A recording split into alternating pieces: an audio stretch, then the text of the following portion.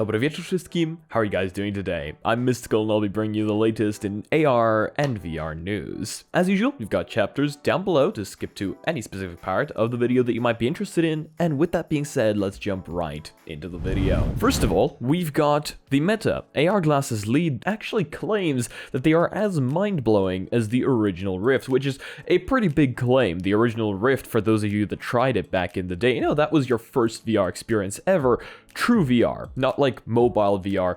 It was really mind-blowing. I had the original Rift CV1 and that was my first experience ever with true VR. It was amazing. So to claim something like this, yeah, it's a pretty big claim. The claim comes from an interview with Caitlin Kalinowski given to Android Central. Kalinowski was previously head of VR hardware for consumer Oculus Rift, Oculus Touch, Oculus Go, Rift S, Oculus Quest, Quest 2, and Quest Pro. She switched to head of AR glasses hardware 2 years ago. It's unclear whether Kalinowski's comment refers to the original Oculus Rift developer kit, which over 10 years ago showed that relatively wide field of view VR was possible with affordable and mass-productible hardware, or the first consumer Rift, which launched in 2016. Regardless, it's clear that what Kalinowski means here is that trying Meta's AR glasses is just as mind-blowing as trying good VR for the first time. And in case you don't know what the Rift CV1 meant, that's consumer version 1, so that's a little bit of trivia for you right there. Kalinowski didn't reveal any specific details of the glasses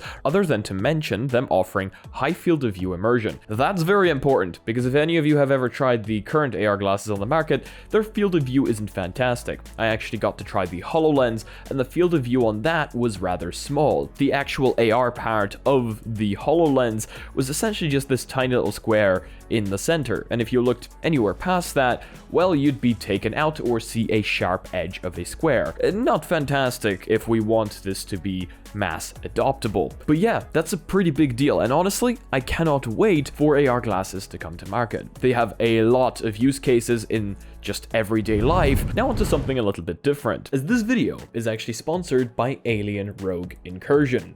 Yes guys, the horror VR game based on the Alien franchise has finally been announced. Alien Rogue Incursion is made by Alien fans for Alien fans. And while it's not the same thing as Alien Isolation, it has been worked on for 2 years for virtual reality. So this isn't just a remake, it's actually a brand new single-player action horror VR game based inside the Alien universe. It's one that a ton of people have been waiting for, and in case you guys are one of those people, well, you can now be looking forward to the Alien VR game being closer than ever. Links to the official trailer and more information are down below in the description.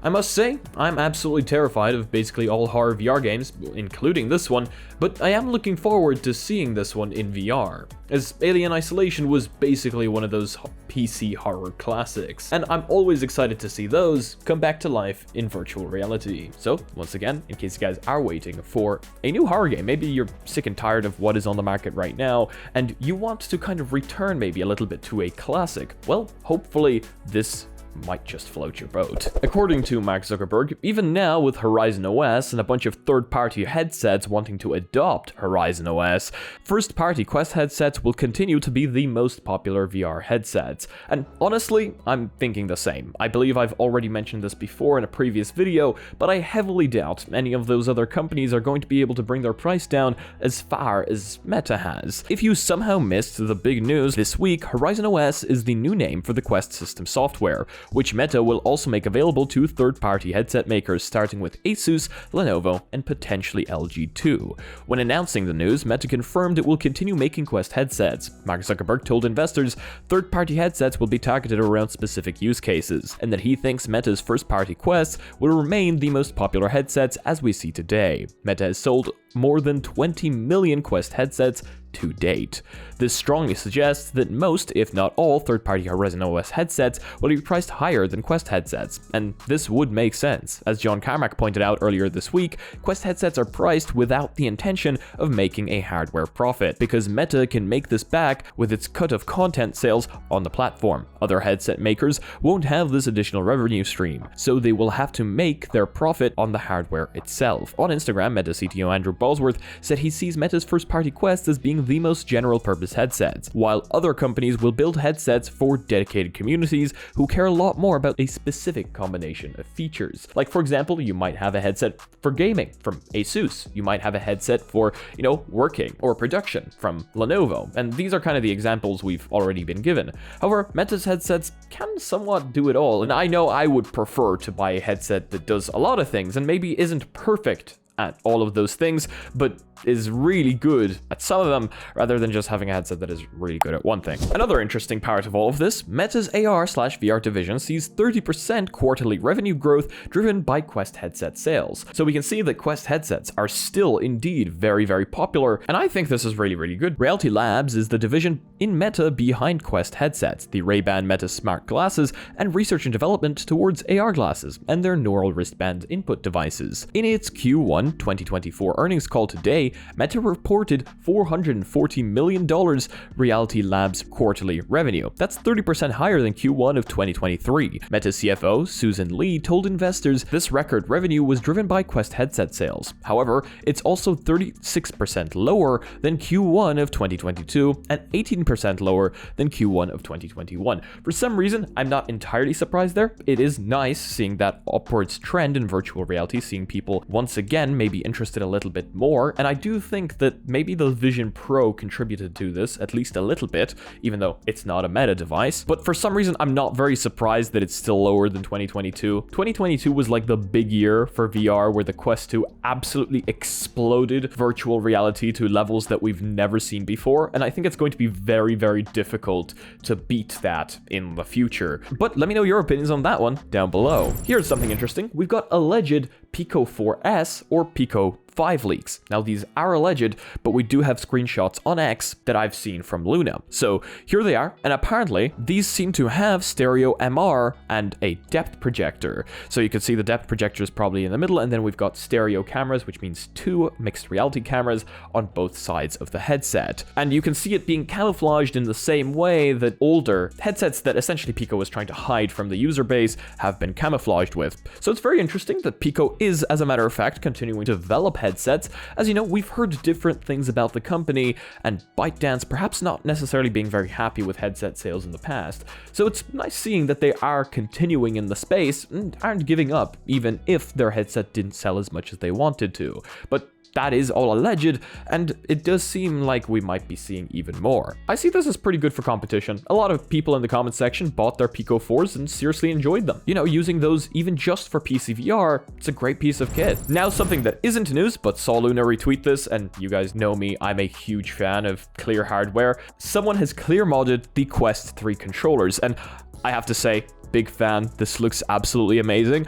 I have no idea how they did it though, because I was thinking about this. On a phone, to clear mod a phone, you can actually remove the back and you can scrape off the paint. That's usually the case. And you can make a clear backed phone. Looks really cool. Now, I haven't done that because I want to keep my waterproofing, but here I'm fairly certain you can't exactly scrape the paint off of Quest controllers. So this has to be a specifically made, maybe molded, clear acrylic or something, which is really cool, but also unfortunate because that probably means I can't buy it. I mean, this is going to be subject to taste, but just wanted to showcase this, thought it was really cool.